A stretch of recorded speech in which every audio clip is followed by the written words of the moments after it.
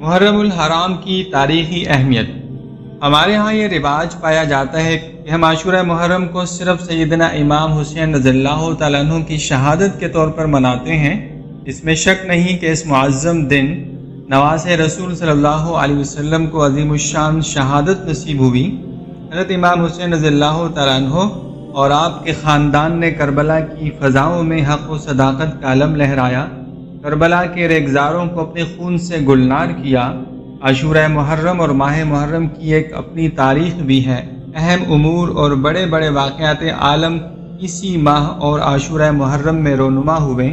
تاریخ کا مطالعہ کرنے سے معلوم ہوتا ہے کہ زمین و آسمان اس ماہ مقدس میں ظہور پذیر ہوئے، لوح و قلم اسی ماہ بنائے گئے، جبرائیل و ملائکہ اسی ماہ میں پیدا کیے گئے، رب العزت عرش پر اسی ماہ بیٹھے۔ ایک روایت ہے کہ قیامت بھی اسی ماہ میں برپا ہوگی۔ گویا محرم الحرام ہماری کائنات کے مطلع و مقطع کی حیثیت کا حامل مہینہ ہے، یعنی ہماری دنیا بنائی اسی ماہ میں گئی اور فنا بھی اسی ماہ میں کی جائے گی۔